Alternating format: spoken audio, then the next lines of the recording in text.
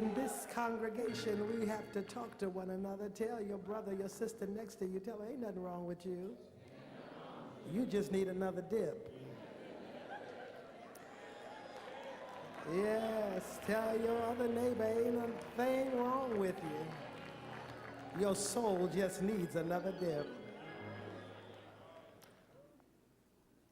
John, the 9th chapter, and Galatians 6, and Revelation 2. For those of you who are good Bible students, let someone look on you that is near. John, the 9th chapter, then Galatians 6, and then Revelation 2. For those of you who are joining us this morning by live stream, how grateful we are for your presence in the sanctuary. Continue to let us know that this ministry matters. We thank you for every seed that you sow, for every prayer request that you send. We really, really could not do it without your partnership. Thank you for being faithful to us, and most of all to the cause of Christ. We are grateful for our time together yesterday and Saturday morning prayer, a day of hope and healing.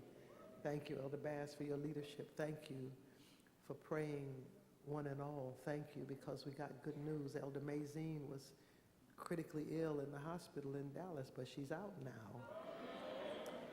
We're grateful for those who have said, pray for me. Somebody's praying.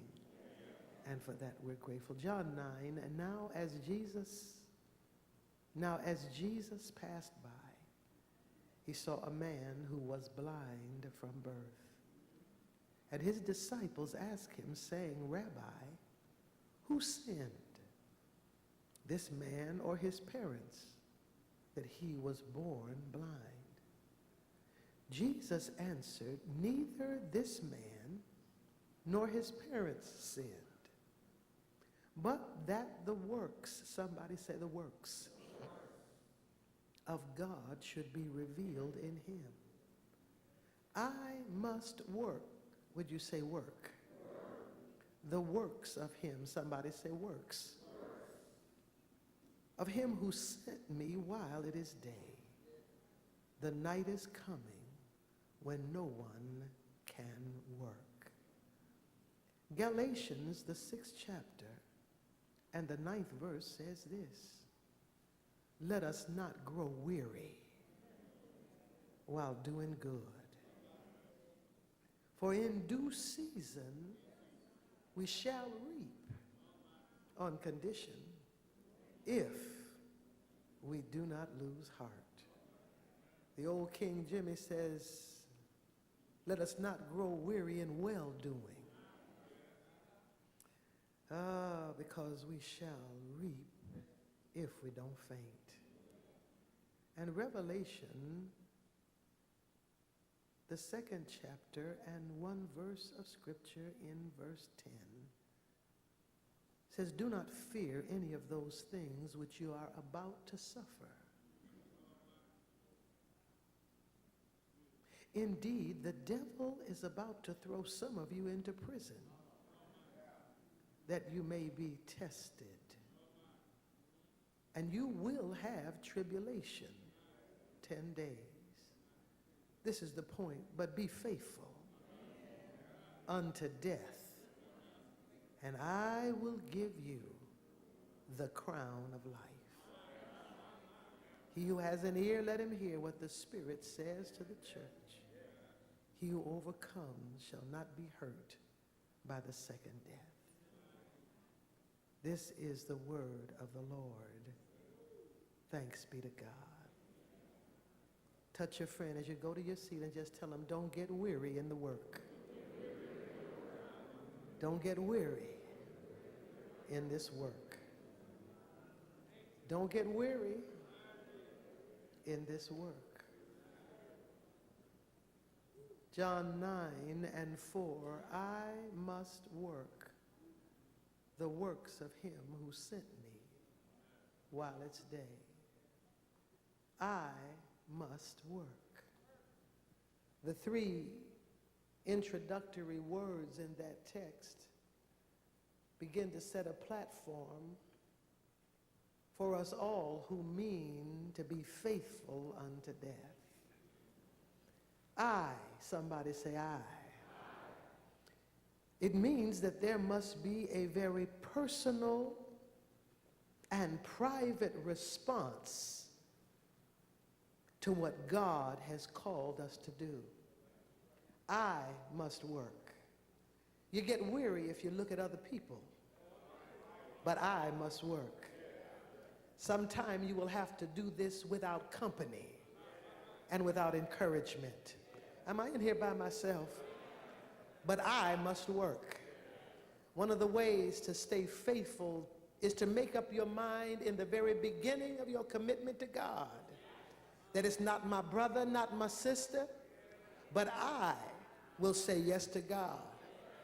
The old saints taught me that salvation is a corporate experience, but it is a personal commitment. The reason why I have been able to stay with God these 45 years when tests have come and trials have hit my life and people have walked off from me, because one day at the altar at 14 years old, I said, God, I will go for you and I will do your will. Touch your friend and say, I must have an individual response to what God calls me to do. I must work. Somebody say it's individual. And then it says I must. It is not only individual, but it is imperative. Salvation and working for God is not simply about a suggestion from the Almighty. But if you're going to be a soldier in the Lord's army, you are under a divine imperative. Some things my mama didn't say to me, let me give you a suggestion, go make up your bed. If you feel like it, go wash the dishes. Come on here. But there was a mandate from somebody higher than me. The reason why the church is weak today is because you and I think that we can be saved on our own terms. I must work. Jesus has come from the Father, and he comes with a divine mandate. I must. It is not about my emotions. It is not about who comes or goes. But when I have been yoked to the will of God for my life, come on here, it is a divine imperative. Oh my God, is anybody in here this morning? Most of us feel like we can live life on our own terms and go to work when we feel like it and quit school when it's not convenient. But when you come to the things of God, it is not about your opinion. It is not about your affections. It's not about who hurt your feelings. It's not about who doesn't invite you to lunch. I am under an imperative that I must do the will of God. I must. Jesus says here, I must. I am under obligation. And he says here, I must work. Somebody say work. It's individual, it's an imperative, and it is an indicator of my salvation. Don't get the theology mixed up. You cannot work to get saved. You can't work to get saved. Your works will never add up to the righteousness that God demands. You can't work to get saved. Come on here. If I could work to get saved, Jesus didn't have to die on the cross. If I could work to get saved, come on here, some of us would simply be way ahead because we have natural aptitudes and natural intellect. You can't work to get saved. You get saved because of the work of Jesus. But after you are saved, there must be some work to accompany your salvation. Am I in here by myself? The church is weak. The church is lazy because we slide by on a cheap grace. The work, come on here, we leave to other people. The work we leave to people who have credentials and robes. We leave the work to people who have great talent. But let me tell you what, every believer that has a belief in Jesus and has been the recipient of salvation, you owe God and you owe the church and you owe the community some work. Clap your hands and say work, work, work. It's not a curse word. It's not a bad word. Come on here. You and I owe the kingdom some work. We get saved because of the work of Jesus. Jesus laid down his life as a drawbridge that we who were lost could come back to God in relationship to him. And he is our pathway over. He is our bridge to new life. It is his work that reconnects us with the Father. But after we have been reconnected, you got to bring forth some fruit. You got to bring forth some evidence. Why are y'all quiet now? It's not just singing in the choir or ushering on the usher board, but it is the work of God on your job, the work of God at the base, the work of God, come on here, among people who knew you before you got saved.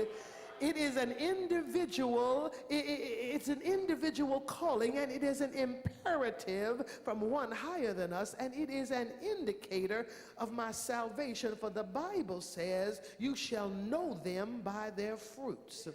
Working for Jesus. Come on here. We love to praise him. Don't you love to praise him? We come to church. Some of us are praise junkies. Come on, because praise makes you feel better. Praise lifts you up. Come on here. Praise momentarily takes you out of a low perspective about what's going on in your life. Praise is an elevator. Somebody say praise. Some of us love to praise, and then others of us love to pray. Somebody say pray. We love to pray because prayer apprehends the things we need from God. We love to pray because prayer brings us answers. My God. But there are very few people that love to work for him. And this morning I came to tell those of you who are working, don't get weary in the work. Don't get weary in the work, because he said we've got to be faithful in the work until we die. And so we began to tell you last week at the 11 o'clock service, for those of you who were there, and for those of you who weren't, it's just a refresher. Somebody say, don't get weary in working for God.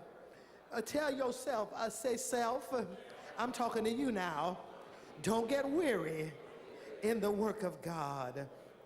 The problem becomes what I call compassion fatigue. The problem becomes faith fatigue. I've been serving God a long time, and I can tell you from personal experience that when you work at anything and when you work for anybody, after a while, you can get tired of the work. You can get tired of the work because of ungrateful people who benefit from your work and never say thank you.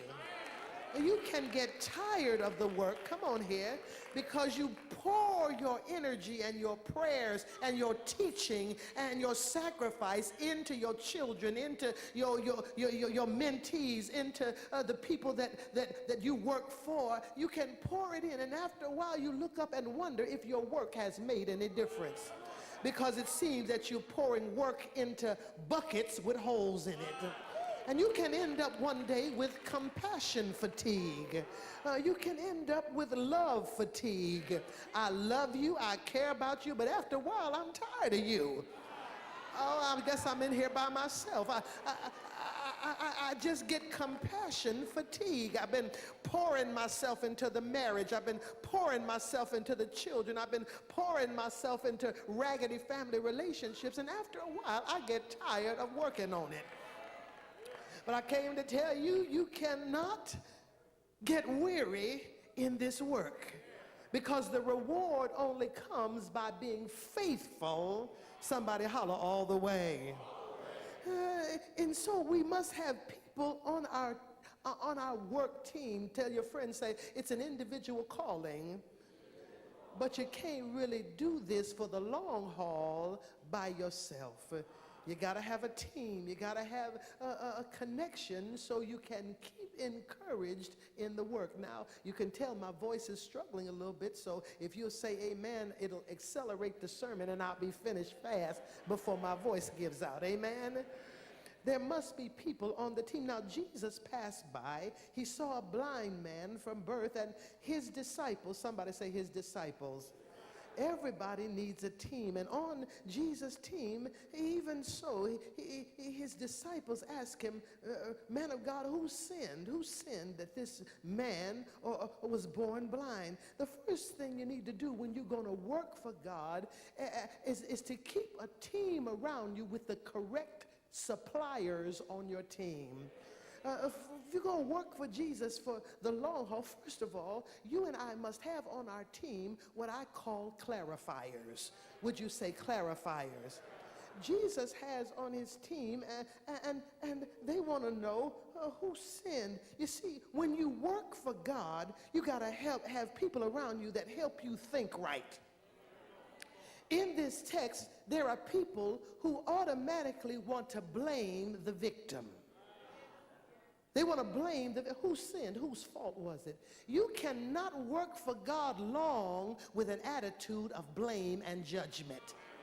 You need some clarifiers to remind you that everybody that's in trouble is not in trouble of their own doing.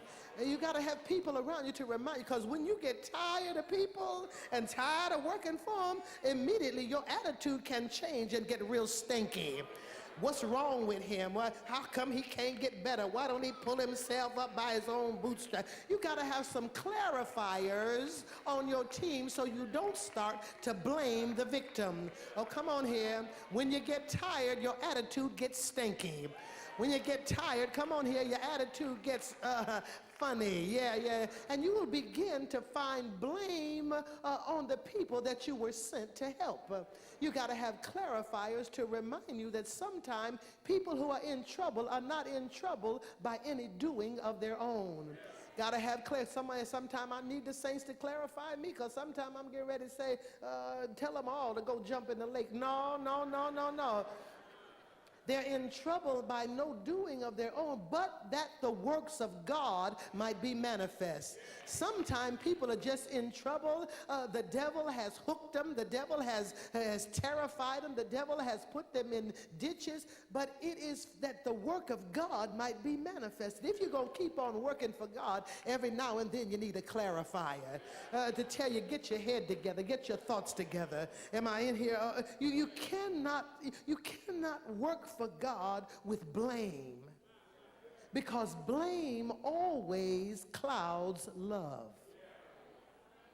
You cannot work for God, I said, with blame, because blame always clouds love. And when I'm going to work for God, I got to do it out of love, or I will get tired of the work. I must have some clarifiers on my team. And secondly, if you're going to work for God and not get weary, you need to realize that on your team there will be, somebody said will be, somebody said there must be some critics. Oh, Jesus. Yeah, because half of y'all turned in your resignation when you discovered that. But on your team, there must be, and it's not by accident, that there must be critics on your team.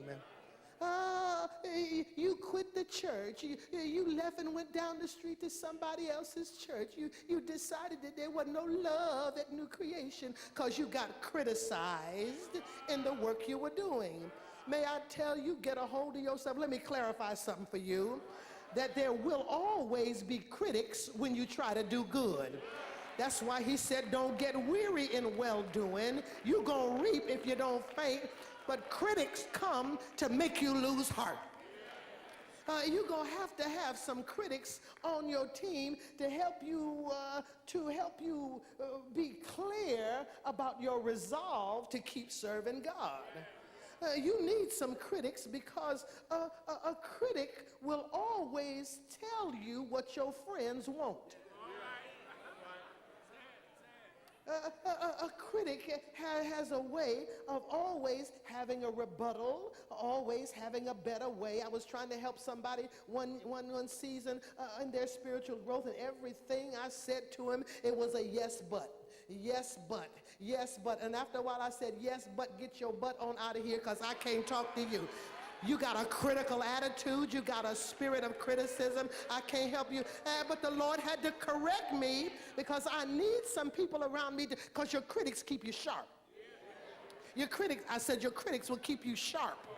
Your critics will make you examine the truth and the veracity of your own work. You're going to need some critics in your life as you work for God. Touch your friend, say, don't quit because you're criticized. Y'all couldn't even repeat that. I said, don't quit because you are criticized. You need some critics on your team. You need some critics because they will always tell you what your friends want. Thirdly, if you're going to keep on working for, wait, do I need to stop right there? Wait, y'all. I felt a cold spirit. Critics will hurt your feelings. But if you work for God based on feelings, you ain't going to work long. I said critics will always make you second guess what you're doing. But if you have an individual imperative in God, after a while you just got to shake yourself, dry your tears, blow your nose, and get back up again. In spite of your critics, come on here, there's a call on your life. You must work with critics on your team. Thirdly, if you're going to continue to work for God, always know that there will be confronters in your team. You need the difference between a critic and a confronter. I'm glad you asked. Because a critic is not for you. A critic is always trying to prove him or herself smarter, more intellectually astute. A critic needs to be right at the expense of you being made wrong. But a confronter, come on here, is for you even though it doesn't feel like it. A confronter, to put one's forehead, fronds, the word forehead, it means to come forehead to forehead with you in order to help you stay straight in the work. If you are a thin-skinned Christian, you run from confrontation. If you're a thin-skinned individual, you can't take your wife telling you the truth. You can't take your husband telling you you're too fat, you need to go on a diet. You can't but you got to know that a confronter is not against you. But a confronter is for you to help you be better in your work. Why is it so quiet in the house? Stop living in the realm of your feelings. If you're going to work for God, know that God has placed these people on your team to help you keep on in the work. Every now and then I've had to have good friends that get in my grill, to get in my face, to tell me, stop crying, stop belly aching, shut up and get back to your work. What? Are you talking to me, the great woman of God, the great woman of faith and power? You need a confronter to tell you truth that will help you to see the things in your life that you can't see right now because of your weariness. It is the person who speaks the truth in love. Touch your friend and just tell him, because I handed you a breath mint, I wasn't trying to hurt your feelings. I'm for you. Because I had to tell you that your attitude is a little stinky, I'm not trying to criticize you. I'm just confronting you in love so that somebody else won't have to really hurt your feelings. You need some confronters in your life because they speak the truth in love. Young people, your mama and daddy don't hate you because they confront you.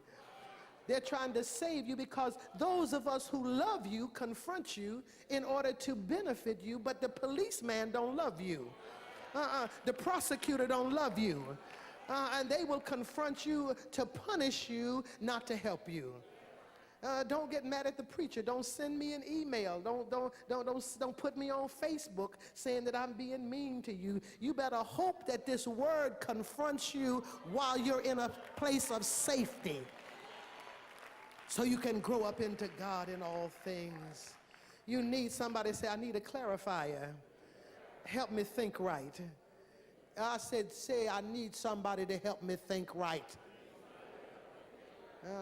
Because you can get so quote unquote religious and so saved till you start blaming the people you're sent to help.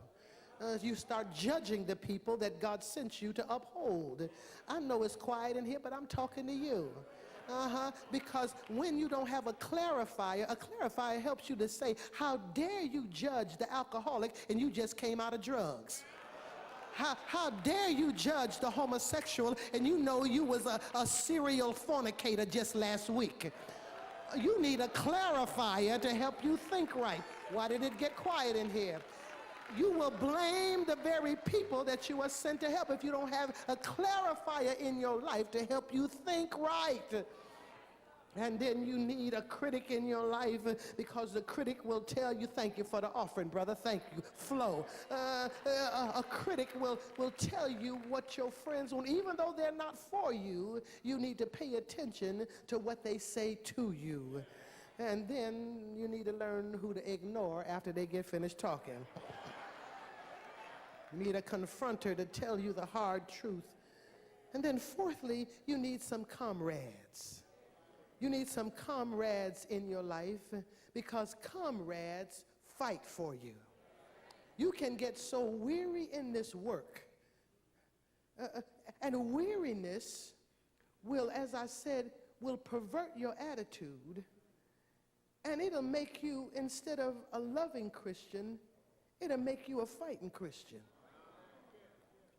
I have a pastor friend who said to me years ago, said, Copeland, you need to always keep you a few half-saved deacons.